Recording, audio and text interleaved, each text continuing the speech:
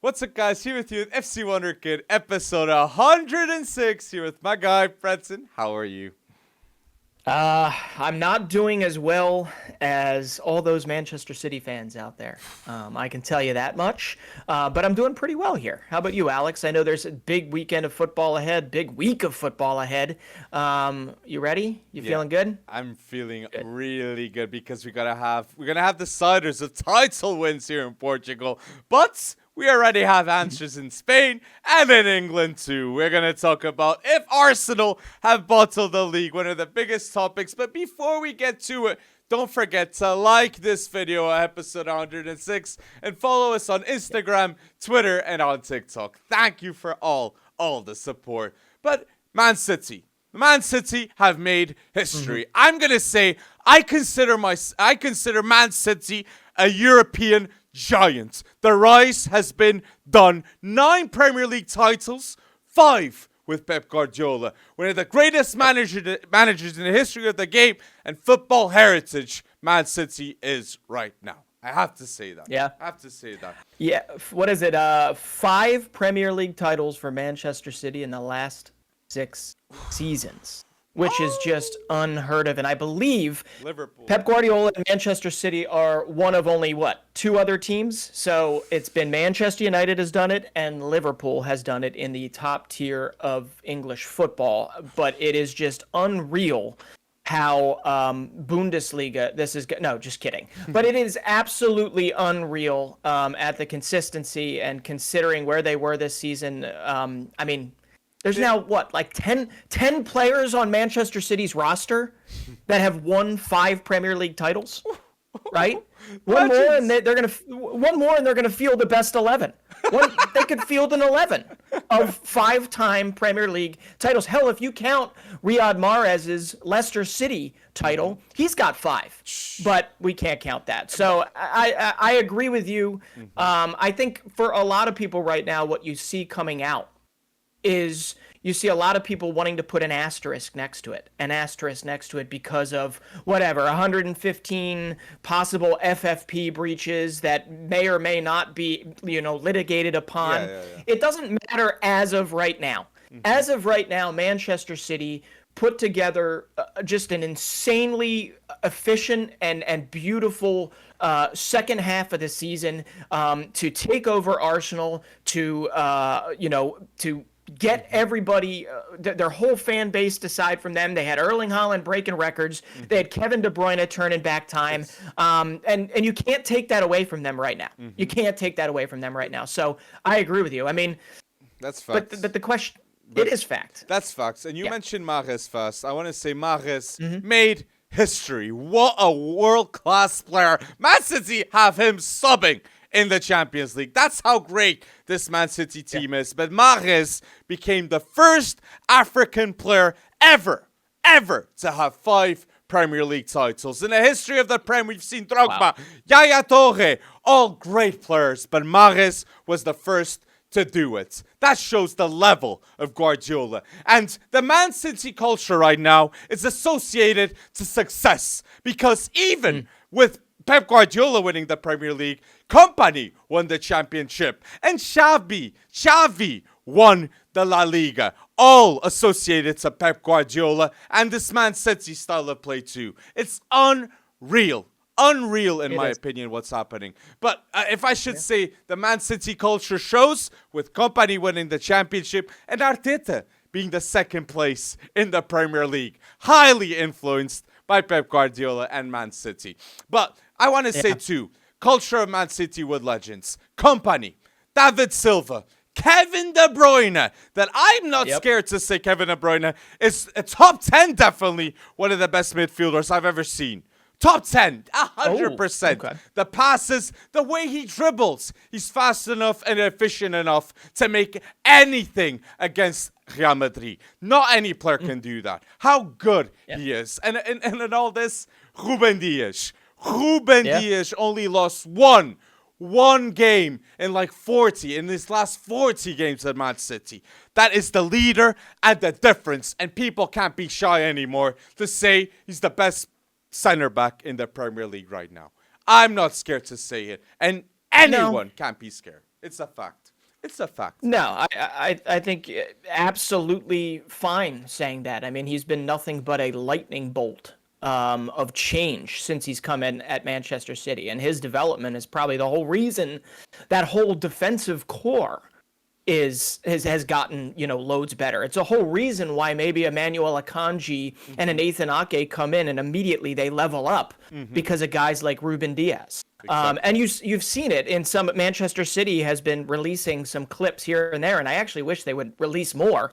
And Ruben Diaz is very, very vocal in that locker room, and what he says goes. And that defensive core, it cannot be said enough. Stones, all these guys, they don't necessarily work for one person. They work as a squad. And that was absolutely huge because Diaz was injured early on. Stones has had his injuries. Every one of them have had their injuries. And it was not necessarily for Manchester City about depth. I said at the beginning of the year, Manchester City, the biggest worry is they don't have depth. You know what I was wrong on? Because I wasn't wrong on that. I was wrong on the quality of depth. Exactly. If you can have Mahrez start a game and he's your backup, that's humongous. If you can have Alvarez be your backup for Holland, Grealish spend some time on the bench and come. I mean, the quality of depth, right? That second step, there's not a drop really or a massive gap between the two. Whereas if you then compare that to say Arsenal's depth, they have a similar issue. But the quality between the backup and the starter is so stark, it's not even funny, right? It's not even funny. So Manchester City, I just got to say, and that a lot of that does come down to Pep Guardiola. I mean, he might have taken a chance on keeping it so small, but it worked out, and it worked out really well. It's true. And how you see the quality of depth, a lot of people were judging Gabriel Jesus leaving, and Pep Guardiola replaced him with a better striker, Julian Alvarez, in my opinion. It's underrated, the fact that Julian Alvarez is 23 and he's already won 10 professional titles. One of them is the World Cup, in which he started ahead of Lautaro, Julian Alvarez. And he has 82 goals and 38 assists in his career already. Underrated. But the one that beats all of these crazy stats under the age of 23 is Phil Foden. Phil Foden has 5 Premier League titles already, and he's under the age of 23. More Prems than Drogba, David Silva, Cantona. Legends of the game. Even Lampard, an English midfielder, doesn't have more than Foden. Like the silverware he's going to get. All because of Pep Guardiola. Yes, Pep Guardiola has won Pep Guardiola has won La Liga 3 times in a row, Bundesliga 3 times in a row, and the Premier League 3 times in a row. That is an unreal fact. And Pep Guardiola, too, is the fastest manager to get 100 wins in the Champions League. Unreal. This is the year, and everybody can clearly see that Man City is the best team in the world playing football. All because of Pep Guardiola. Insane. Yeah. Insane. And we're not even that many days removed from them dismantling Real Madrid. Right? Exactly. We're not even that bad. And it wasn't even any of the people you just talked about, any of the people I just talked about. It was Bernardo Silva's day on that day. And that's exactly what we mean. Every particular player really got razor sharp when they needed to get razor sharp. And that is not on the player per se. That is on the staff. That is on Pep Guardiola. And I don't know. I mean, I'm hearing you say 3 consecutive titles with Bayern Munich, with FC Barcelona, with Manchester City. And I can't help but think, I mean, is he top 3, top 2 Pep Guardiola all time right now? Definitely top 3. Definitely top 3. Okay. Wow. It's hard to talk between Ferguson, Ancelotti, Mourinho, and Guardiola, all special in their own way, but Guardiola is in the top 3 in my opinion for how dominant his teams are. Yes, he has all the cash in the world, but Chelsea had it too, and look how they play. Guardiola uses it efficiently.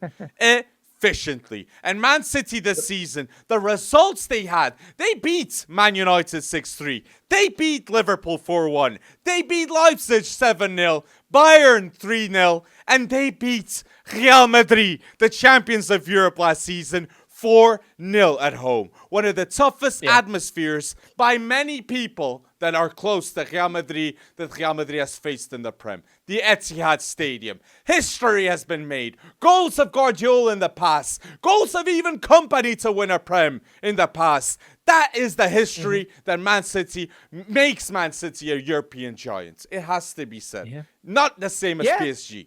Man City's different.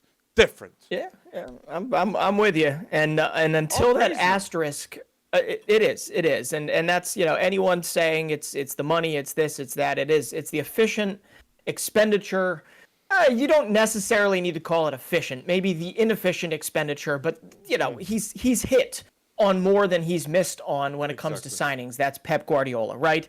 And when it comes down to it, they were aided. They obviously played peak football at the exact right time, which they've done in the past previously. And let's remember, just really quickly, right?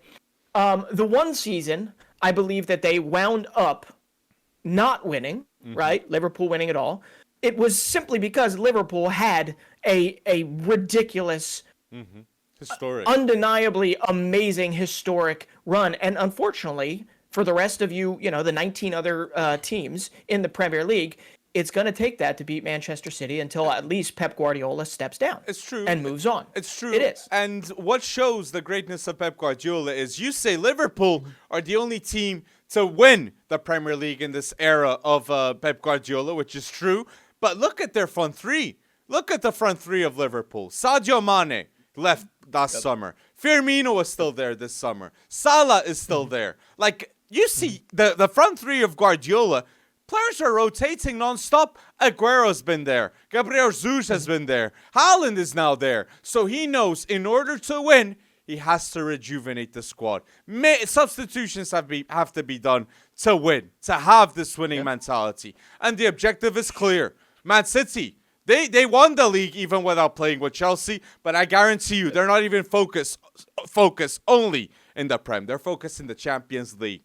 That's what they got to do. And Man City have the chance to be the only team next to Man United to win a European treble. And their toughest game in order to get that European treble is not the Champions League final. It's the FA Cup final. Man United have to do everything. Everything. Erik ten Hag can do an unreal season for Man United if they stop this European treble for Man City and he wins an FA Cup, he gets top 4, and he's got the League Cup already done. That would be unreal. Unreal. I hear you. Sir, though, I would like to object very kindly and say I don't think you're giving enough respect to how hot Inter Milan is right now. It's going to be a harder... I think Manchester City's going to win it, but Inter Milan is going to be a harder test than I think anyone's given him credit for. And how poetic would it be for, like, Lukaku to wind up, I don't know, hitting for a brace and outperforming Haaland? I don't think it's going to happen, but imagine that. But listen... We're talking about how razor-sharp Manchester City is. And isn't that FA Cup final, Manchester City, Manchester United, isn't that going to be the first all-Manchester FA Cup final in history? I'm not sure. Is that true? I'm not sure. I think that's true. I think it's true. I could be wrong.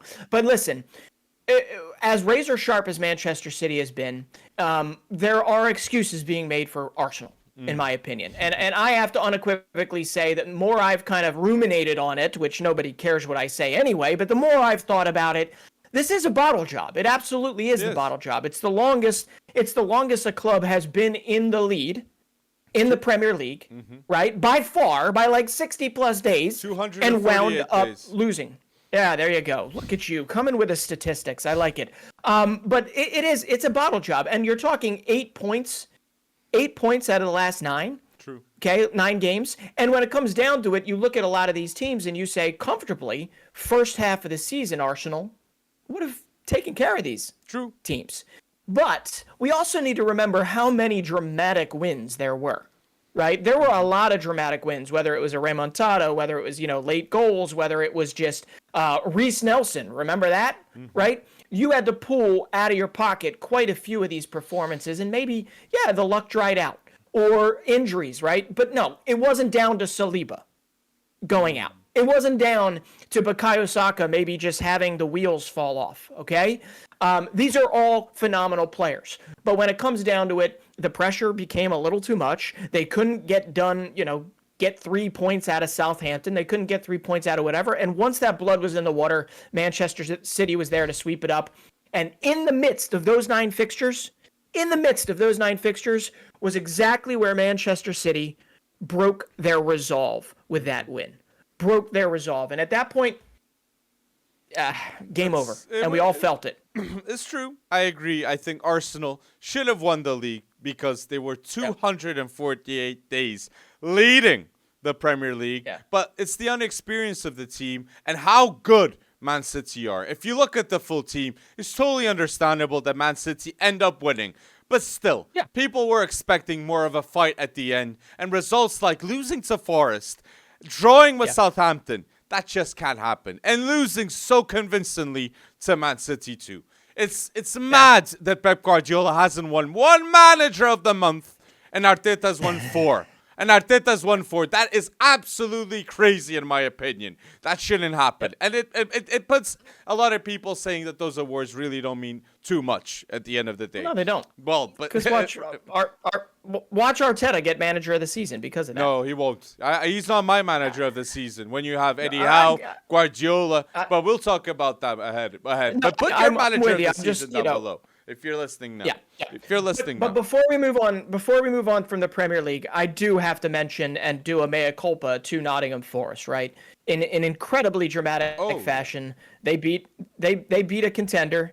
Not only to rub it in my face that they are securing Premier League status, but they became, right, for the first time in over 20 years, Nottingham Forest, Fulham, and Bournemouth became the first time in over 20 years that the 3 promoted sides from last season remain in the Premier League. Woo! First time in 20 plus years. That's right? nice, man. That's good for them. It is. Nottingham Forest, in my opinion, there's transfers that were absolutely crucial from Nottingham. Nottingham getting Danilo. What a midfielder. Nottingham, Felipe. Great midfielder. Morgan Gibbs-White, yes, he was expensive, but crucial for this team. Like, they secured great players. And Scarpa, Taiwo. too.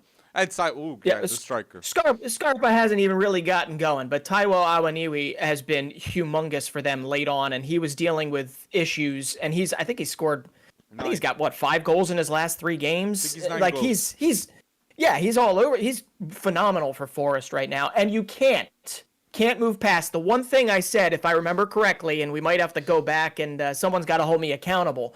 But I said, if there's one person that's going to be able to help keep Nottingham Forest up, it's Keylor Navas. And that, to be honest, regardless of his salary demands, that was the best thing they could have done. But listen, that's talking about Nottingham Forest handing Manchester City essentially the title without having to do anything, right? Talking about that's great, but it's also glossing over the fact that Bournemouth and Fulham had absolutely ridiculous seasons in a good way. Bournemouth, later on, they got some, help, I guess you could say. And but Fulham, we'll talk about them in a little bit. There's a reason Marco Silva is nominated, right? And, it just has been phenomenal to see, and it just makes it so much more fun when you've got some of these clubs surprising the heck out of people. Okay. That's well said. That's well said about Mark Silva, Palhinha. All great moves done by Fulham. Yeah, it's true. It's true. A lot can be said about that. I agree. Yeah. I agree. Yeah. And then there's Spurs. Which Harry Kane will be the big talk if he's gonna stay this summer. That a lot of people will be doubting. Be doubting. But on the Premier League side, put down below what do you think. What do you think about the last fixtures and about Newcastle? I think we didn't even mention Newcastle, but we're going to be talking about the Premier League team of the season more forward. So remain in this video until we get to that point. But someone won the league in Spain, and that was pretty special, in my opinion, okay? Barcelona have finally won the league. Since 2019, Barca hadn't won the league, and it was with Xavi. Xavi ball is absolutely real. Best defense in the world when in form, in my opinion. And then you have the youngsters of Pedri, Gavi, Lewandowski. That it's underrated. Look at Bayern. Out of the DF Pokal, out of the Champions League, might lose the Bundesliga, and Lewandowski's already won La Liga, won the Spanish Super Cup, and could win the Piccini, top goal scorer of La Liga in his first season. Great decision. Great decision by Leva. Now? For 50 million, I'd make that decision too, I suppose. But the right move. Yeah, the right move. And the funny thing is I was looking at Xavi's, or I was looking at Barcelona's stats earlier. Do you want to know who actually made the most numerical appearances in a game for Barcelona? Not minutes played, but actual appearances. It was 48 appearances. This guy was injured. He spent what I thought was most of the season injured. It just goes to show you how many fixtures there are. It was Ansu Fati. What? Ansu Fati made 48 appearances for Barcelona this season. No. 48 appearances. Now, he barely played over 1,700 minutes, so he made a lot of off-the-bench appearances, which actually pissed him off early on in the season and has led to what could be seen as a contract negotiation standoff. But when it comes down to it, from numerical appearances, 48, which, let's be honest, means nothing, Ansu Fati has been in more games than anyone else for Barcelona this season. Yeah, it is mad. But not minutes, but just played not games. Minutes. Oh man, nope, that's exactly. Xavi, he tried.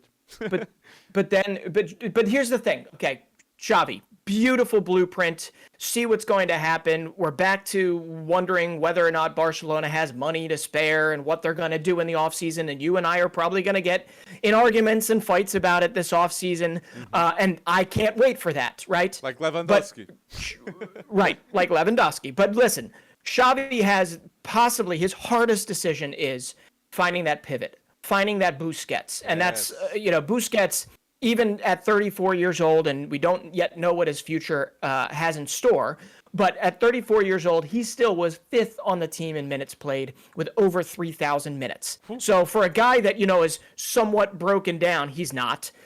He wound up ending his season off in absolute style. And you're talking like this guy, if you look at his career, Xavi's absolutely right. He's like, it's not me. It's not Iniesta. It's not Messi. It's Busquets. Busquets is going down in history as, I believe, the second most decorated Barcelona player ever, right? He's got World Cup winner, Euro winner, not Barcelona, 3 UCLs, 9 La Ligas, 7 Copa del Reys, over 720 appearances, over 140 caps for Spain. This guy has done it all, and he has never really once asked for any bit of the fanfare. And I don't even think he's ever been that high up in Ballon d'Or voting. But if you know football, you know Busquets. True. Right? True. That's factual what you're saying. And I'm not scared to say, in my opinion, Busquets is my favorite defensive mid I've ever seen. In terms of importance, that Barca team wouldn't have been legendary if they hadn't Busquets in that team, in my opinion. And even the Spanish team too. Even the Spanish team too. Guardiola knew he had to make Busquets the important piece of the puzzle. I love how you're giving that recognition because he deserves that. Great, well said. And you mentioned replacements for that Busquets position. But I just want to say, too, before we get to that, Ronald Araújo is the #1 best center back in the world. And for that reason, I'm so excited for the Champions League next season, with Real Madrid wanting to prove themselves and Barca being a contender to win the Champions League. I believe in that, Breton. I really believe, because replacement of the CDM position with Busquets, one of the greatest to play, I believe they can convince. I believe it'll be hard, but they can convince Kimmich. It'll be hard. Oh my God! Come on, Kimmich. Follow Lewandowski and replace Busquets at Barca. Kimmich, Pedri, Gavi would be great, but the realistic option, Zubimendi from Real Sociedad. He would be absolutely unreal. Better than Ruben Neves, in my opinion. But the dream is Kimmich. The dream is Kimmich. And say goodbye to the dream of Messi coming back to Barcelona if you're going to have Kimmich come in. And I agree. If Kimmich were to come in and be that that guy that replaces Busquets, I might have to swallow my pride and say they are Champions League, not favorites, but definitely contenders. And look at this. Definitely contenders, because Kimmich is just so consistent. And this so is good. mad too. This is mad too. If Kimmich, I know it's crazy, but if Kimmich were to go to Barca and Jude Bellingham to Real Madrid, the two best midfielders of the Bundesliga go to La Liga. That's crazy after the striker two leaving Lewandowski to go to La Liga. That's mad. That's mad in my opinion. Yeah. Well, Kimmich though. Kimmich might not go if Bayern wind up, and we'll talk about this, bottling that Bundesliga win. I mean, he might have that chip on his shoulder. He might want to stay. And that would just be so big. But that would be so Inigo big. Martinez I mean, Zubimendi. Inigo. Yeah. So what about? Is there any chance that they could convince Frankie de Jong, not necessarily to be as mobile or to be more of a fixed six, I guess you could say? I think it's Xavi. I think it's more setup? Xavi than Frankie de Jong to convince. I think Xavi sees Frankie de Jong in the more forward role and the sixth role more for another player.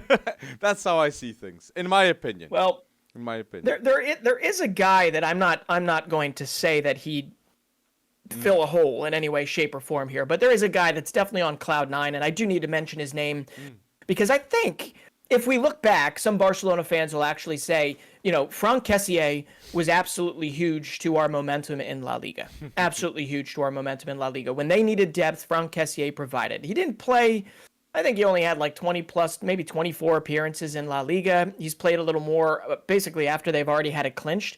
But this guy went from being one of the leaders on the Rossoneri, on the AC Milan improbable Scudetto win last season, and he comes right in and he plays not a prominent role, but a very important depth role for Barcelona. And I just loved seeing him, with tears in his eyes, taking his family around, lifting the La Liga trophy.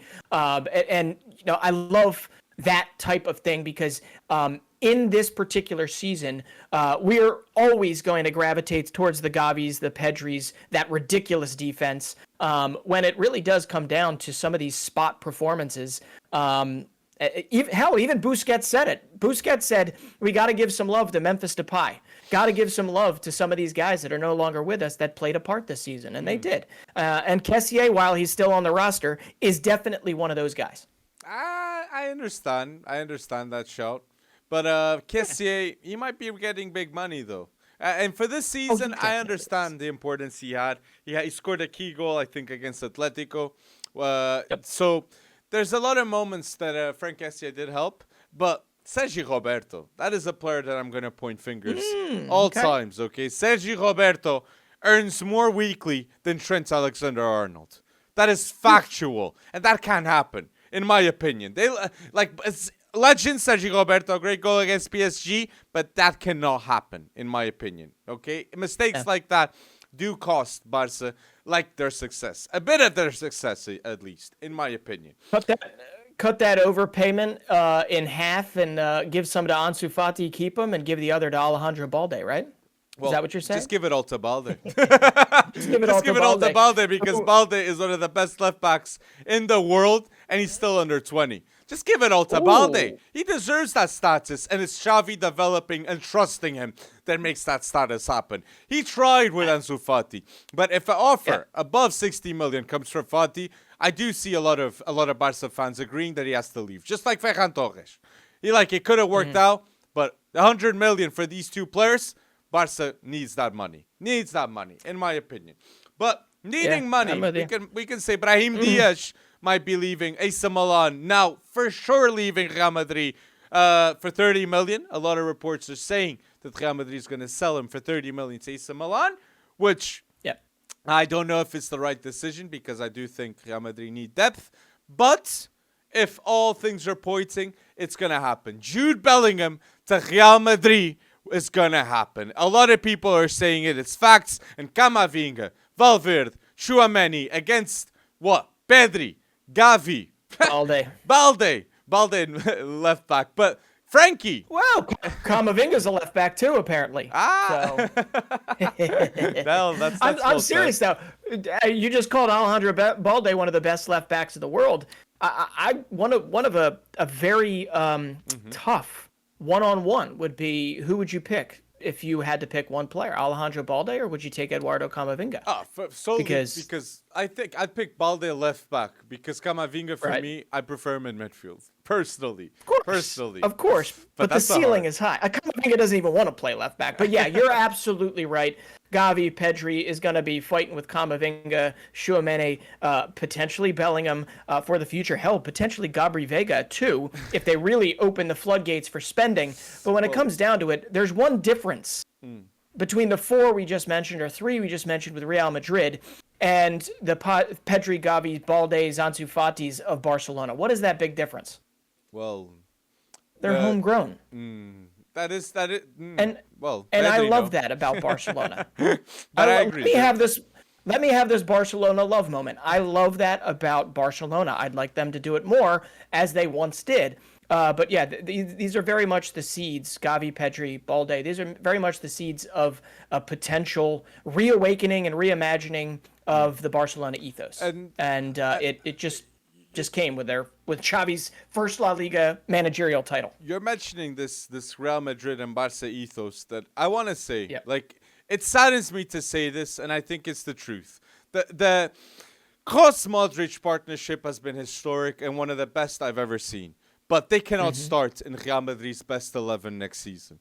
I think it's the end, especially if Jude Bellingham arrives. Jude or Camavinga starting in midfield will be Real's best midfield. I'm not saying that they won't be there. I want Kroos and Modric to stay at Real Madrid next season. But in Real's best team to face a team like Man City next season, a Barca better team that I believe they're really going to try to get the Champions League, they cannot start together, in my opinion. Yeah. Or differently, Alaba at left back. I don't know, but things would need to be different. Rudiger should have started in this Champions League game. Camavinga should have played more minutes in midfield when they saw in the first 10 minutes they couldn't even get the ball off Man City. Ancelotti didn't adapt. So that's what I want to expect next season, these changes. Yeah. I have to say that. And another thing, Fran Garcia's coming in. That's a great transfer in my opinion. He will be cheap for the output that he will have. But the big problem of Real Madrid is the striker. If Karim Benzema doesn't perform, Real Madrid doesn't have any solutions. And that's why I believe Real will have to sign a striker. I love the AI. There's a football AI that recommended Real Madrid to go get Gonçalo Ramos, the most appropriate player to replace Karim Benzema this summer. And will I go against the AI? I will not. Okay, Gonçalo Ramos, 18 goals in Primeira Liga and no penalties. So he might. Does the AI take any financial limitations into account? I think no. Because you're not getting Gonçalo Ramos and Bellingham, but you never know. You never know. But one of the bigger realizations that has come to play, or unless Ancelotti is throwing shade out there to disguise his next move, it sounds to me like he's pissed off enough that he wants to stay at Madrid. If Florentino Perez doesn't fire him, Ancelotti stays. Yeah. But what this Champions League game with Man City showed, like Pep Guardiola is one of the greatest managers in the game. It's true, but Zidane won not a back-to-back with the Champions League. He won a back-to-back and then another back-to-back. 3 times in a row, Zidane won the Champions League.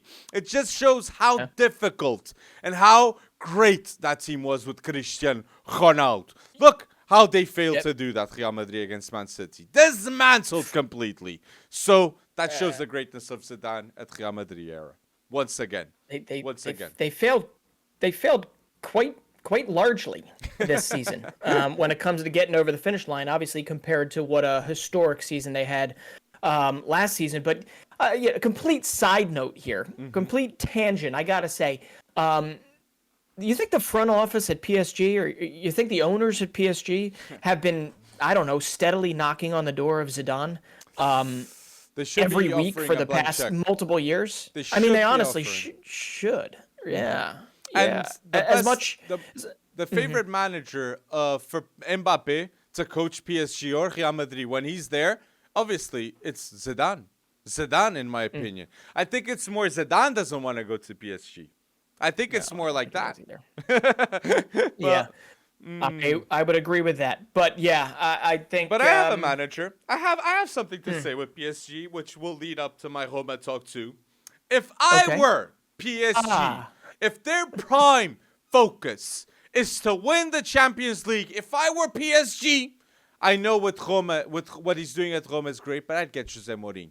Imagine if Jose Mourinho, he's won the Conference League last season. He wins Europa League this season at Roma. Imagine if PSG gets him and he wins the Champions League next season with PSG. That would be insane. Insane. Back to back to back. Mourinho doing that. I want to say that. And if PSG will not have Messi next season, Neymar next season, Verratti next season, Sergio Ramos next season, and Max Exodus, what better than to rebuild with Jose Mourinho and Bernard Silva to bring in next to Mbappe? That would be bold. Leonard Jardim was the coach at Monaco. What an upgrade it would be. Jose Mourinho at PSG. The master of the knockout stages. It's just perfect. Luis Campos, get that done. Luis Campos wants this too. From what they've transmitted to all of us, it's that PSG is going to be made with more French players from here on out. Whether or not that actually comes true, I don't know. But obviously, if Mourinho's in charge, that likely would not come true. And listen, I have to push back on this Mourinho love a little bit. Why? Yes, he gets it done. He likely will win. He likely will win the Europa League final because this man, aside from Super Cup finals, which seem to be his kryptonite, he tends to win finals when he's in them, right? So I'm with you there. But at the same time, he has to win. He has to win this Europa League final for AS Roma this year. He has to. You know why? Because he's on the outside looking in to European spots next season for Roma. But he'll get the Champions League spot. That's the greatness of Mourinho. You can't win all of them. Not everyone has the depth of Man City, which, look at Arsenal. Arsenal were eliminated by Sporting in Europa League. Yeah. That's mad. And Arsenal are second in the Premier League.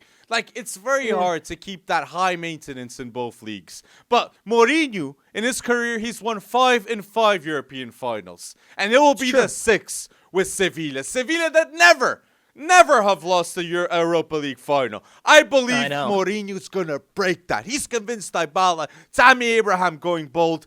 Great team, all developed by Jose Mourinho. And Roma hadn't been to a European final in 31 years. With Jose Mourinho, 2 seasons, they've been to 2 now. 2 European finals. I'm with you. That's greatness. And with the team that he had, no one could do what Mourinho's doing. I'll say no one, in my opinion. With the money he spent too. Who could do that? Simeone? No, I never seen Simeone out of Atletico. I don't know, man. But moving them up to blank check FC, in Paris would be quite a change of pace. Because if you're telling me he's the value manager of choice these days, then it's probably not the best choice next for him. I honestly believe... Mourinho for Roma is the one with a muscle memory of how to win finals. Sevilla, it's ingrained. It's ingrained in them. I don't care if it's Loic Bade at center back. I don't care if it's Suso or whoever the heck it is running the show, or a Nesri up top. For some reason, everyone's got it at Sevilla that even though now I'm going off on a tangent. How ridiculous is it that the two European finalists, right? Mm-hmm. Sevilla in the Europa League, West Ham in the Europa Conference League, were both literally contenders for relegation this season in La Liga and the Premier League, respectively. And now they're also both off of that now, but both about to potentially win actual European championships. Mm-hmm. That's insane. That's insane to think about. But yes, I think Sevilla, we talked about ethos before, they've all got the muscle memory versus, say, just Mourinho having the muscle memory. And to be honest, Tammy Abraham has not shown up the second half of the season. So it'd be a good time. If you're going to tell me Tammy Abraham's going to show up, now is a good time. In that final, deliver it for AS Roma. We'll see. Because Mourinho's his coach. Yep. And he knows Mourinho's mentality is absolutely mad. We all remember what happened to Milito with Mourinho. Tammy Abraham's about to go bold in that final. Guaranteed, in my opinion. But mentioning finals, and I'm going to say final end of the season, the Bundesliga title race. It's quite sad, this decision of Nagelsmann, the more we see it. Yes, Todd Boehly made a horrible decision to sack Thomas Tuchel, but the sacking of Nagelsmann is one of the worst decisions too in football this season. Out of the DF Pokal now, out of the Champions League, and Dortmund are now favorites, in my opinion, to win the Bundesliga with the short weeks that they have to win it. I really believe it can be done, and it's worrying signs, in my opinion, for Bayern Munich. The culture. If Kimmich, Thomas Müller leave after Lewandowski last season leaves too, worrying signs, and Alphonso Davies too in the future. They need history to be made. They need to improve their culture. If not, these players are going to leave, and that's going to be very hard. Very hard to maintain the 10-year Bundesliga dominance without players like Müller, Kimmich, Fonzie, all players that could be leaving Bayern in the next few years. Oliver Kahn, you're in the hotspot now. I mean, someone needs to lose their job over this. Ronaldo should have signed for Bayern Munich. If Cristiano Ronaldo was a Bayern Munich, they would have won the Bundesliga by now, and they would maybe done more contention against Man City. Just wanted to say that. It's factual. No, I'm with, like, listen, Tuchel has lost 4 games since he's come in already. That's already, I think, 80% of Nagelsmann's losses in maybe his whole tenure in the Bundesliga. It's pretty stark, and someone needs to double check those numbers for me, but it makes no sense to me why they tried to fix something that wasn't necessarily broken. It was underwhelming, I'll give you that. Underwhelming. But that type of change can happen in the off season. True. This guy, it's not akin necessarily. It's not like a perfect parallel to Tottenham pulling the rug out from Mourinho before a cup final, right? It's not exactly that, but it is sort of that with Nagelsmann, because he had a home stretch to where they were in the cup. They were in the Champions League. They still were leading in the Bundesliga or right behind Dortmund at that moment in time. And they had everything to play for, and then you just rip the rug out from under him and say, you're just not good enough. I don't care if it was a ideological thing or something. This man is still learning. Nagelsmann is still young. I think he's 15 years younger than Tuchel, right? So when it comes down to it, like, this guy's just getting started on his managerial, like, escapade, and you're doing that to not just him, you're doing that to the club. And I think they only did it as early as they did because Tuchel became available.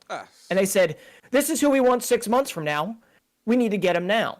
And my goodness, that is an expensive mistake. I don't know how expensive. Do you know how expensive? Yes, it's quite expensive. Nagelsmann is costing Bayern Munich per month 750,000 euros. Insane amounts of money. That's the signing until the summer. That's literally a signing. That's the poor decision making of Bayern Munich. Right there. And then you see Dortmund. It's weird to say that Haaland leaves. Bellingham's going to leave. For sure they're going to sign different players. But Haaland left, and they have now a striker. Haller, Mukoko, they've got Karim Adeyemi. They've got so many options for that. So it shows the difference. I don't know, Reina. Let's see. Come on. No, but listen, Leipzig beating Bayern obviously has opened up the door for Dortmund. And Dortmund had the chance at the beginning of the season, not beginning of the season, but near the half of the season, to kind of not, maybe put a little light between them and Bayern, and they failed the first time. So if this is a second chance, Dortmund wins out, and sadly, we are filming this before we know the score of the Augsburg-Dortmund game. But listen, Dortmund have a chance. They have a chance to win the first Bundesliga title since Jurgen Klopp was in the seat, right? And they have guys that are peaking at the right time. Daniel Malen has been phenomenal in the last couple months for them. Karim Adeyemi just was named Young Player of the Season for them. They have a lot of the pieces to continue on without Jude Bellingham in the future, and we all know Dortmund makes generally very good signings, right? True. And I am, out of probably all of the clubs out there, if Dortmund somehow do this and they win the Bundesliga title, I am so excited to think of what their offseason could look like with that Bellingham money. I think they can do it. And I've seen some people say bring in Chukwuemeka for cheap. Bring him in on loan, right? Because you've got this phenomenal track record at turning these English prospects into great players, right? Chukwuemeka has every bit the physical talent, and he's got some of the IQ. He could do some damage in the Bundesliga, I think, especially since he's been forgotten by Boli. So I love it, and I also love, what I love the most? Well, Dominic Soboslai after the game saying he did this essentially. They won, and they're only 5 points behind the leader, by the way. Like, they're technically in it. They just secured, RB Leipzig just secured Champions League football after being underwhelming literally all season. Dominic Soboslai, underrated player for them this season. He said, I also did this for one of my best friends who plays on Dortmund, and that would be RB Salzburg teammate Karim Adeyemi. So you gotta love it, man. You're mentioning Szoboszlai transfers. We can talk here a bit like 5 minute segment here, just with transfers, people. Sure. Transfers this summer. There's a lot of midfielders, a lot of players, but put down below the transfers that you think will happen. And Dominic Szoboszlai to Newcastle. I believe this would be an amazing deal with Champions League football. Another right move at the right time. And for Champions League football, one of the best free kick takers in the world would make total sense with Szoboszlai. So I wanted to start with that one. Szoboszlai. But I want to let me have a question with you two. Let me make a question. Sure. Who would you rather get if you were a Premier League top 4 team? Who would you rather get for Man United? Emiliano Martinez or Onana? Ooh, or Onana? Oh, yay. I mean, Onana, I'd say Emiliano Martinez. I'd definitely say Emiliano Martinez. I think more so, that's just looking at track record. That's just looking at track record. He's had more years of being able to do it relatively consistently. Obviously doing it on the international level, on the club level, though that means nothing at the club level. Onana has just been good. Very good this season for Inter, and is in a Champions League final after spending, a year out of football. Well, right? for me, Onana is the Champions League keeper. The best, if I have a Champions League best 11, Onana is my keeper with those clean sheets. Really? And the importance he had in the Champions League too, insane. Yeah. Courtois would be my one, of course, if Real Madrid were to win it. But it's mad that these two might move this summer. Another player, McAllister, I want to say. McAllister's confirmed to go to Liverpool. A necessary transfer. And if Klopp get lugar too, I'll say Liverpool are the biggest competitor for against Man City next season. Not an Arsenal. Liverpool, in my opinion. It's mad. It's mad.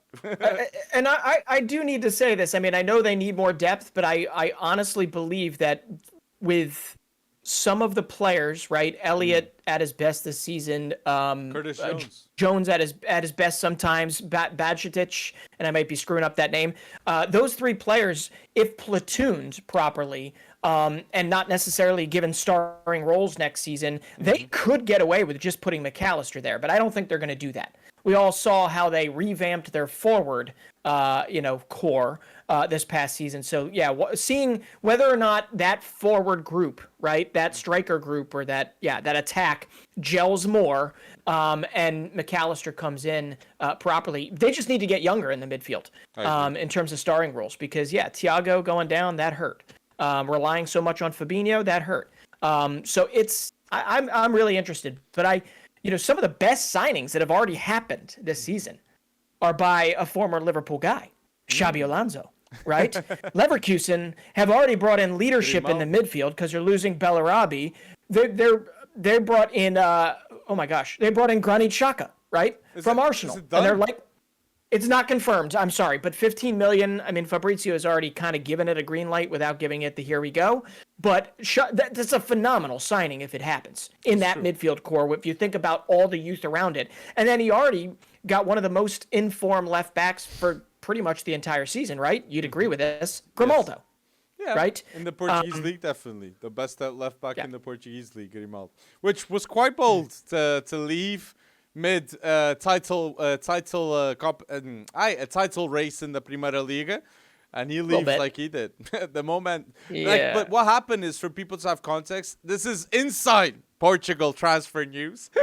There was a cover of a Portuguese newspaper, Record, that had 30 million cost to extend Grimaldo, and I believe that was his revenge to announce midweek after that sad front cover that he's going to Bayer Leverkusen. That was his response. Because a club like Benfica will always need to see this cover beforehand. Yeah. And they must have accepted. They were fine with that. So that was his answer.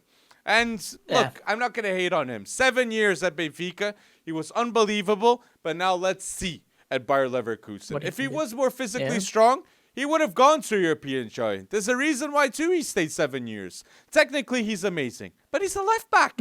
He's not like Nuno Mendes. Nuno Mendes has higher potential, and he's a better left back. That's why he left earlier, Primeira Liga. But I wanted to ask you this, too, with transfer talk. Who would you rather get if you were Arsenal? Caicedo or Declan Rice? Oh, my gosh. I kind of had a feeling you were actually going to ask this specifically, because obviously those two... wouldn't it be nice? Caicedo offers so much. He really does. But Declan Rice, for a good and bad, Declan Rice has been so insanely consistent. And I would go with Declan Rice, even though my heart loves Caicedo as a player so much more. I just think Declan Rice is the better fit for Arsenal at this period of time. And with Xhaka going, and probably other changes to happen in Arsenal's midfield, it definitely is going to come down to Caicedo or Rice for Arsenal. Well, Caicedo's 21. Well, Caicedo's 21 and box-to-box rule. They might need to get both because I'll be honest, Arsenal, if they're going to win the league, I'm not too confident with this Partey, Jorginho staying there. Xhaka's going to leave. But if they're going to definitely compete against Liverpool and Man City, biggest competitor, they have to get Caicedo and Declan Rice. More depth. Break the bank. That's what needs to happen. Well, I mean, we all saw Arteta now sees Partey as a right back. So, hey, you just do that, right? He started it right back, if I'm not mistaken, against Forrest. I understand what he was trying to do, overload, right, and all that good stuff. It did not work. It didn't. So I'd imagine that experiment is absolutely over. But yeah, no, I mean, Caicedo is just one of my favorite profiles. Like, he can do so much more. I think 21, great, but at 24, 25, we're going to be talking about him as, I don't know, one of the best midfielders in the Premier League, all ages. All ages, not just youth. My last mention with transfers is Chelsea. A lot of news is saying that Chelsea is interested in Dusan Vlahovic, and we know Nkunku is going to sign for Chelsea. If they get Vlahovic too, I do think that would be a lethal partnership. It would definitely be very interesting with Pochettino. It must be Pochettino asking to get a player like Vlahovic, and a great choice it is. Behind Haaland, he's one of the best strikers in his generation. Vlahovic, in my opinion. And we were all so gung-ho about Broha and about all these players that deserved a shot. They're all cast aside. They're nothing. This is simply just bring in the mercenaries, get them in, and whatever. Striker. I need to see a policy. I need to see an actual transfer policy. I really do. Because I just don't trust it. I don't trust Bowley right now. I don't trust him that he's even learned his lesson as it stands. So yeah, if you bring in Vlahovic, that's great. But you gotta go through all this, not quite dead wood. But you've got to find a way to sort through all this and at least make a little money. They will. When all is said and done. I just feel bad. You have one of the best youth academies in all the Premier League, likely even the world. And, I get Lewis Hall is getting some spot starts right now because of who's in charge. But he's not a part of their future. He's not. He should be loaned out. None of these young guys are. Yeah. And that's so I don't know. That will happen. I don't know, but I did want to mention, staying in the Premier League space, that it's interesting to me. Tottenham has already had talks with Arne Slot, right, and also Dennis de Kloese, who actually came from Major League Soccer. But Dennis de Kloese is the technical director at Feyenoord, and a big reason behind their phenomenal Eredivisie winning title. Neither of them, as it seems, unless it's a bargaining chip. Neither of them want anything to do with Spurs right now. And there was, correct me if I'm wrong here, this and tell me if I need to go to like rehab or something. But there was a camera put on Levy after that game, over the weekend. And I actually felt a twinge of sadness for Levy. Just a twinge. No, man. You know, a little bit, because my goodness, he looked so dejected and so sad about what was happening. And it just kind of comes down to the fact that you can maybe see a little hint behind his eyes that he actually cared for the club's successes and maybe less about his bank account. I don't know. Well, maybe. What Daniel Levy, I wanted to say that. Now you're making me think about that. Daniel Levy, Erling Haaland should thank Daniel Levy for his legacy at Man City, because Daniel Levy refused 150 million from Man City the past season from Tottenham. He refused 150 million. So the fact that he stayed at Tottenham, these are the consequences now. And Tottenham, if they're going to have success, it's with a manager, a new rebuild, a fresh new start, because the pieces that they have, it just will not work. Bring in a Ruben Amorim. Bring in an Arne Slot. Try anything to convince the Nagelsmann. It's very going to be impossible. But that's what Tottenham need. They need to go bold in terms of their managers for 100%. They have to. Once upon a time, Graham Potter was a leading candidate for Tottenham, and he could go there. I've seen worse, to be honest. But it's a weird, right? Because I feel like Graham Potter actually would work in a tight pursed Levy type of setting. Right, to where he had to make the most. You have infinitely more resources than Brighton does, right? Brighton did, but Chelsea was too much overload, wasn't able to even be any sort of an influence, I guess, on that, and was overwhelmed by the blank check atmosphere. You give him kind of a happy medium between the two. I actually think Potter would thrive at Spurs, at least creating a culture that maybe they could all be pretty excited about, but it's going to be very, very different than, say, bringing in the not quite glitz and glamour, but the Antonio Contes of the world and saying, have at it, take us to the top. It would be a slog. I don't know if they have the patience for that. And I don't think Levy has the patience for that either.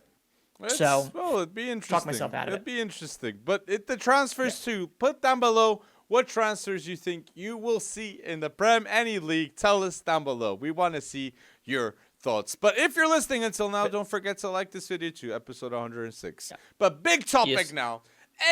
Premier League Team of the Season, Young Player of the Season, Manager of the Season, and the Best Player. I think our decisions can be done right now. But tell us yours down below in the comment section.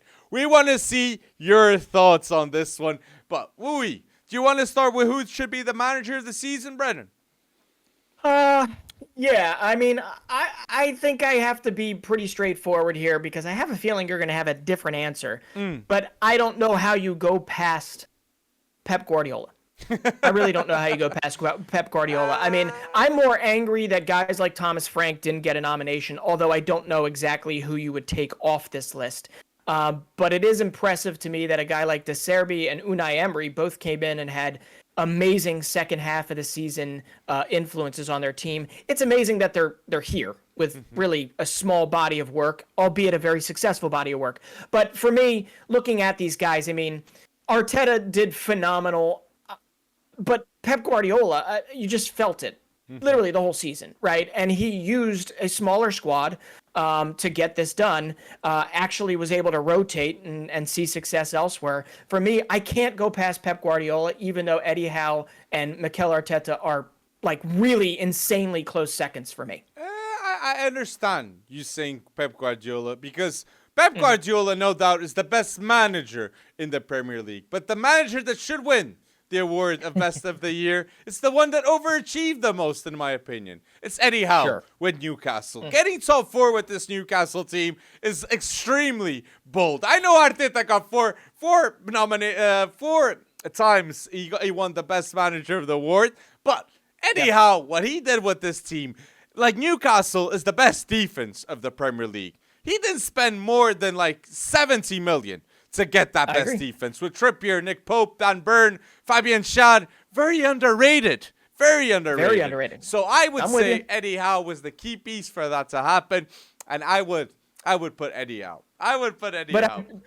but I do need to throw out there just one thing, because if the sequence of results was different for Arteta, meaning say they started third or fourth for the majority of the season and then made a late push to finish second, would we be looking at Arteta and Arsenal in different fashion instead of hey, you led for 248 or whatever it is days and you bottled it near the end of the season? I mean, would we be approaching it with a very different lens? And that's why I feel like Arteta is still insanely close to that first and potential win than I think people are giving him credit for. Because it is impressive what they did. They didn't necessarily go out and, break transfer records and whatever. They basically took what Pep Guardiola was giving them, which is Zinchenko and Gabi Jesus, which, pretty crazy. But another shout out, we mentioned him before. We do have to shout out Marco Silva. And this Fulham squad and getting the best. I mean, he's got probably one of the best DMs, even though he's not listed here. João Palhinha is the biggest steal very easily in the transfer market, aside from Erling Haaland, this particular season, because, come on, he's like leading in tackles and interceptions, not even by a little bit. This guy is like double the person in second place in the Premier League. Like, João Palhinha has been a one-man midfield destroyer for Fulham, and it's great to see them actually stay up for a change when they get up there in the Premier League. And then Unai Emery, Aston Villa, I have to say, if there's a team right now that has been pushing and pushing and pushing late in the season that I'm most excited about to see what their next season looks like, it's Unai Emery and Aston Villa, because everything they're doing right now screams a run for potential Champions League football in the future. Well, Unai Emery, what he did, what position were they? 16th? 16th? Something like that, Aston Villa was 16th in a relegation battle. Unai Emery comes in. Ollie Watkins goes bold. Jacob Ramsey, he's got 4 goals and 3 assists in his last 11 games. One of the best youngsters in the Premier League. Yeah. It's mad that he's not nominated for one of the best youngsters of the Premier League. And you see 24-year-olds, McAllister and Martin Odegaard, or above 24, both. Mad. Stupid. But I wanted to say that. But if tell us down below your manager of the month of the Premier League. But going with the season, sorry. Yes, but going with the youngster, because I'm going to go off on a tangent now. I think it's ridiculous to see that Erling Haaland is nominated for the best youngster and the best player. Because if someone's going to win both, it's Erling Haaland. No player is better than the best youngster, and no player is better than in the best of the season. Erling Haaland deserves both if he's nominated for both. Will it happen? I think it won't happen. And that shows that that's a problem. He shouldn't be nominated in both categories. That's a problem that Premier League have to fix. Shouldn't happen. Same goes for Bukayo Saka, who wouldn't win. I'm with you, right? I'm with you. Yeah, right? Prem player of the season. Saka's in both, is he not? Yeah. You're right. You're right. And hell, and Odegaard, too. Odegaard shouldn't be nominated for the best youngster. No, it makes no sense. At 24 years old, no. Okay, I get it if it's like 23 at the beginning of the season. That's stupid, though. And get out of here with that. You see McAllister and Odegaard nominated for the best youngster, and you don't see there Michael Olise that has 10 assists in the Premier League, and you don't see Jacob Ramsey that was crucial for Aston Villa, and that are truly youngsters. Youngsters. It's mad. Evan Ferguson. I mean, the best Irish talent. He is. He had another 2 goals over the weekend. I mean, Evan Ferguson, I think he's got 10 goals and 4 assists and 14 starts for Brighton. 18. And he's 18 years old. So it makes no sense. So they really need the young player of the season needs to be revamped, nor do they maybe even care to do that, because there's no doubt McAllister's a phenomenal player. Odegaard's a phenomenal player. McAllister's not player of the season nomination oriented. I get maybe they wanted to give him a shout out. Same with Caicedo. Or is he even a young player? Caicedo should be young player. Caicedo should be there. Oh, you think he definitely should be there. But I just think there needs to be one that's like breakout player of the season. Right? The guy, young breakout player of the season, or even newcomer newcomer of the season. Or Wonderkid. Right? Because Wonderkid of the season. But, like, where's Matoma in all this? He's too old for some of this. And Matoma is very clearly one of the contenders. If there was a breakout player of the season, Matoma would be up there. I mean, half of Brighton would be up there. You know? I just, it's tough, but maybe they just don't care enough. But I really do. But under 21 talents in the Premier League, we had a great season with players like Gavin Bazunu, under 21 in the Premier League. Rico Lewis, Levi Colville came up, Bella Kotchup, Bashetic, Garnacho, Caicedo going bold for Brighton, Evan Ferguson, Lavia, Martinelli, Saka, they're under 21 too. That's mad, both. So there's a ton of talent. And special, you mentioned. Brighton already extended Evan Ferguson, and that was the right move. 10 goals already in all competitions this season for Evan Ferguson. And next season, I believe he can have 10 only in the Premier League. I believe that can happen with the ZB Ball, Mitoma there, Caicedo. Maybe staying, that would be bold. But Brighton are here to stay. Europa League team. Evan, make history, man. Make history. You're going to do it. Pretty amazing.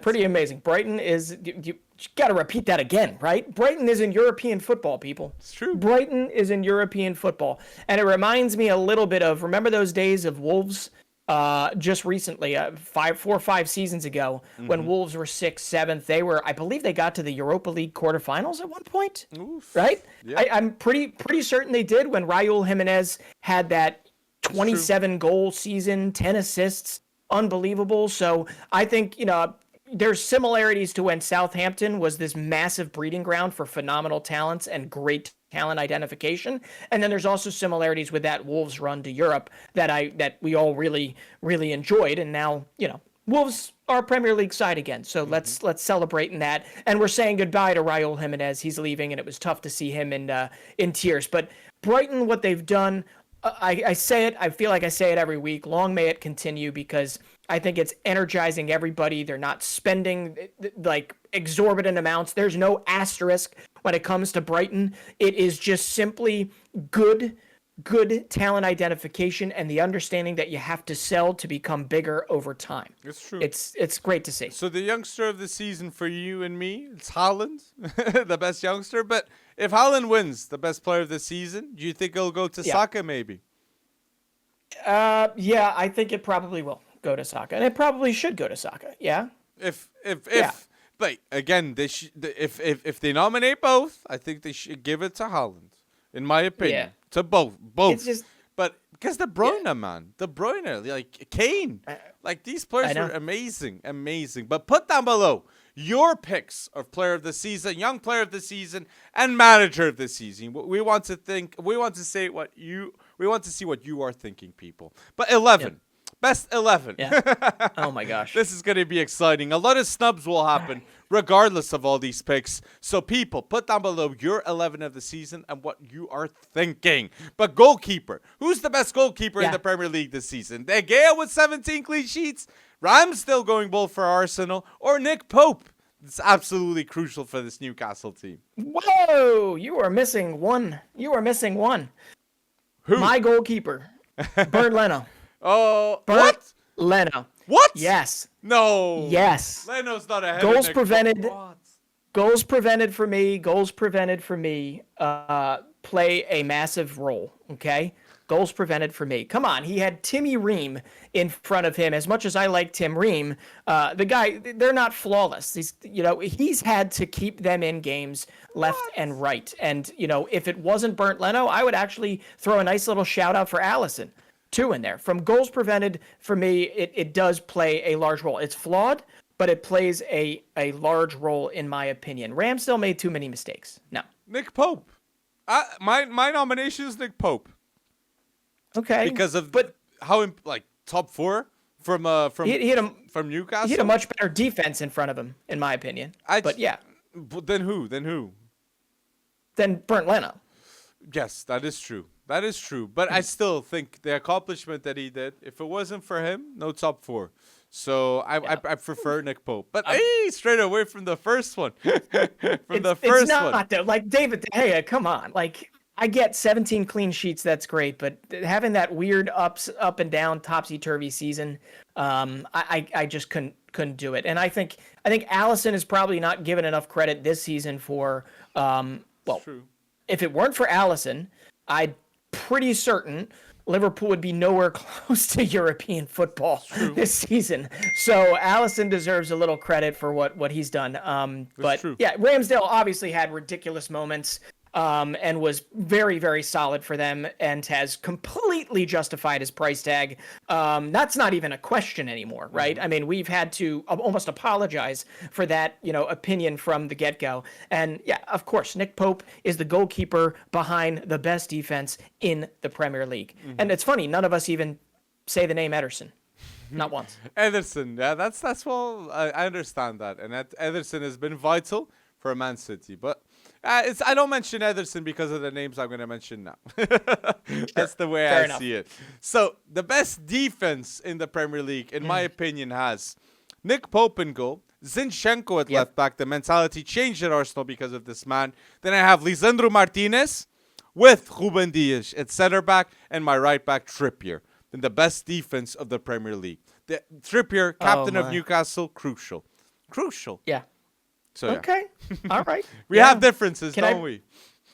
Can I? Yeah, we do have a few differences. Mine, I don't know, man. This is tough. So I just have to say, I almost went 5-3-2 in this. Okay. In the end, I went 4-4-2. So my goalkeeper is Bernd Leno, Fulham.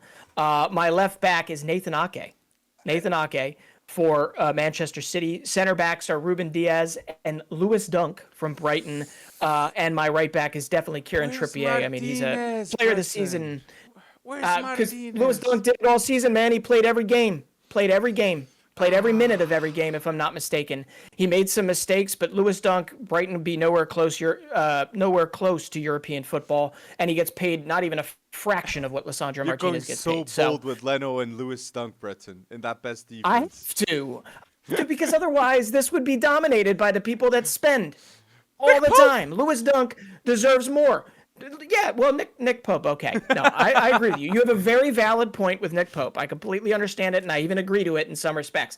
But Lewis Dunk, listen, this is not gonna be your top 4 Premier League. Actually, it kind of is. Lewis Dunk is like my only real big, bold pick here. Okay? Trippier. Let me have it. Trippier is understandable to be the right back, I think. Yes. But I understand that he's out of the... Well, he is top 4 now, but I understand where you're coming from, saying that you wanted to put a player that was massively important, and Lewis Dunk is that for Brighton.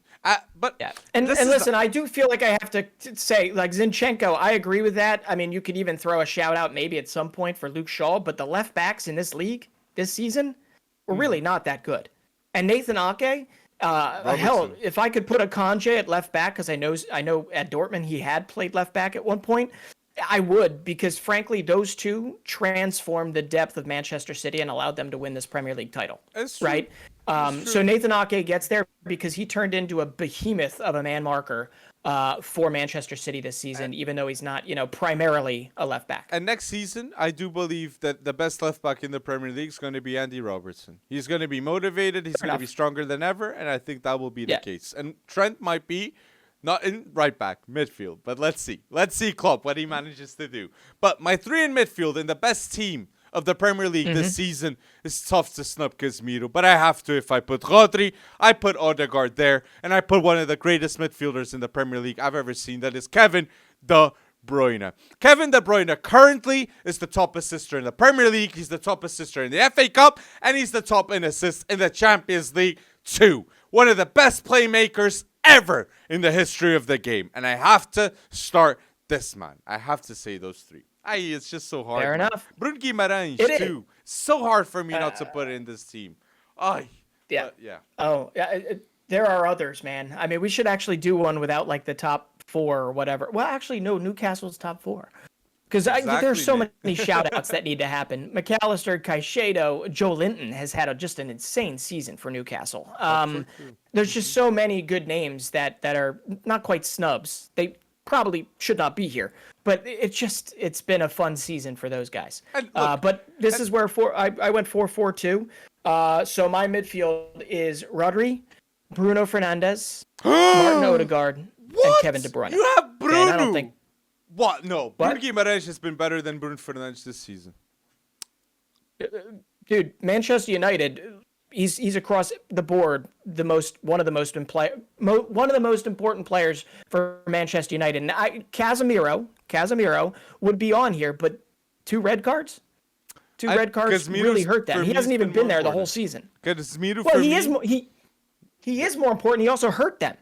He also hurt them more than Bruno Fernandes did. Bruno Fernandes has been at the epicenter of everything Manchester United does that's good, and sometimes of what's bad. But he's there. He's there. He's the one that's creating. He's the one. He's the only one that can with De Bruyne that can create the same amounts of chances created.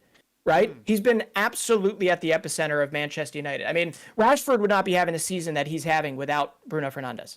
Okay, so Guimaraes, I think, fell off near the end of this season. What? I think he's phenomenal, but I don't think he's as important to Newcastle as Bruno Fernandes is to Manchester United right now. Man, that's cap. That's cap. Bruno Guimaraes is vital for Newcastle and in the end stretch too, in my opinion, Brenton. But I understand Bruno Fernandes is vital too. But mate, this put down below, people. This is an interesting debate between 2 Brunos in the Premier League. Look, I love Bruno Fernandes. I think overall passing, shooting, involvement in everything, in all phases of the game, he's great. But Bruno Guimaraes, there's a reason why Real, Barca, everybody wants Bruno Guimaraes. But he won't leave Newcastle. He won't leave Newcastle. But you have a 4-4-2, and that makes it easier to make a decision like that than my 4-3-3. Absolutely. So I definitely wouldn't change between Rodri, Odegaard, and Kevin De Bruyne, in my opinion. But again, snubbing Bruno Guimaraes, Bruno Fernandes, and Casemiro, it was hard. It was hard for me. But you're going so bold, Brenton. Well, you probably know who my 2 is. My up top. Up top has got to be 28 goal man Harry Kane. And good luck with your next choice, Harry. Where you're going to go next. And then record breaker Erling Haaland. Obviously, I'm snubbing Salah. I'm snubbing Rashford. I'm snubbing, Saka. I 100% understand it. But listen, when you have the seasons that Harry Kane and Erling Haaland have had, I don't think there's really any conversation whatsoever that these 2 should not be in every team. It's for me. You're talking about snubbing, and I'm thinking, that's Premier League team of the season is hard because you'll have to snub maybe in a 4-3-3 formation a Casemiro, a Harry Kane, a Bruno Guimaraes, a Bruno Fernandes, a center back definitely, a goalkeeper definitely. It's a hard choice, but my front 3 of Premier League team of the season, I have Rashford, Haaland, and Saka. I'm snubbing on Kane against Haaland, and I'm snubbing on Salah that didn't manage to secure the top 4 for Liverpool. Salah is one of the top earners in the Premier League, and Liverpool don't secure Champions League football. That is vital in my opinion, and I do understand he has more goals in the Premier League than Saka and Rashford, but Saka and Rashford were consistent throughout a lot of games. And a lot of the games that Saka scored were 3 goals, hat-tricks here, hat-tricks there. That is different. In given moments, Rashford was needed. If Rashford didn't score, it would have been a draw. It would have been a loss. So I wanted to give that credit. So no Harry Kane is what you're saying? Because of Haaland. It's hard for me. Yes, it's hard for me to say that. He had no support this season. I mean, in any given year, if he's scoring 24 goals and Son is, scoring his normal 15 to 16 goals, like this year it was literally just Harry Kane. It's true. Honestly, was just Harry Kane, and for him to do it in that Spurs setting, for him to have Spurs, and I know he didn't do it alone, but for Harry Kane to have Spurs in the running for top 3. Yeah. Only several months ago. And they bottled it later on, but Harry Kane is doing everything he most possibly can. And simultaneously, it's probably wondering what to do with Harry Kane is what is going to keep Spurs held back for years to come, because they've proven that they don't know how to build around Harry Kane. So that's why when I thought about it, I was like, I gotta go for I gotta find a way to put Haaland and Kane because I'm a coward. I get I you. couldn't put him. I couldn't snub him. No, I don't get But you yeah. with being a coward. You're not a coward. You have to make tough choices, and this is one of them. But I made Yeah. that tough choice. That yes, I'm gonna say Erling Haaland. Yeah. If you were to say me, like I knew Haaland was gonna be special. I thought Haaland was gonna score more than 25 goals. But breaking the actual record.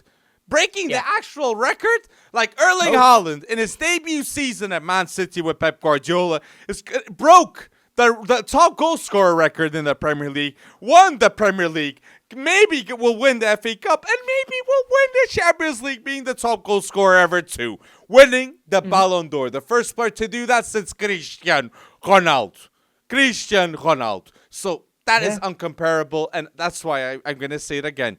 He's the young player of the season and the player of the season, Erling Haaland. The first superstar since the departure of Cristiano Ronaldo in the Premier League. That's the guy. He is that guy. And the Ballon d'Or favorite, in my opinion. If he gets that Champions League, yes. even if he doesn't get that Champions League, he's my Ballon d'Or favorite. Love to see it. You break records, man. You deserve the plaudits that come with it. And I as much as I love Leo Messi getting that World Cup title, he's bossing this league. Manchester City is essentially, it's Bayern in the Bundesliga, right? That's well it, said. it does. It feels like it. It's really, really hard to look at now, but it is. It's 5 in the last 6. That's absolutely unheard of. And here we all thought there was going to be some sort of a transition period, and we're all smacked across the face wrong, because somehow Pep Guardiola was able to literally build an attack around Erling Haaland and get him to concede enough points to mesh himself into this. And this guy is just breaking records left and right. He wasn't even in that second leg for the most part against Real Madrid. He wasn't. He really wasn't. Like, he's just waiting. He's waiting to pounce in this final. And it's going to be whether or not they can find him, get him fed. But he had multiple chances in that Real Madrid, that second leg. He should have put 2 or 3 of them away within the first 10 or 15 minutes. And he didn't do it. And that's the insane part, is Erling Haaland can get better. And that's scary. And he will. That he is scary. will get better. He will. First season at Man City, it's going to be very hard to win a Premier League with Pep Guardiola and Erling Haaland and Kevin De Bruyne and Rodri and world class this and world class that, because Man City are making history in football heritage. Is being done. Realize that, everyone. While Pep Guardiola is a Man City, any team that competes against them has to make a bold season like Liverpool. That's the only way you'll beat the mentality of these players. Unreal group. Yeah. It's history in the making. I just remember, I think I've never seen Real Madrid be battered the way they did. I've never seen it. 4-0, no touches in the first 10 minutes. I repeat, it's history. And Rodri's played more than 50 games this season for Man City. Where's Calvin Phillips? Definitely one of the biggest flops this season in terms of transfers. Alvarez was amazing. Ortega was amazing. But you can get some wrong, and Calvin Phillips is one of those wrong. Decisions. Hey, Jesus. And Cancelo's not going to play anymore. It's sad. A player that was last season and in many teams of the seasons, João Cancelo will not return to Man City anymore. Dressing room conflict with Pep Guardiola. He's the boss.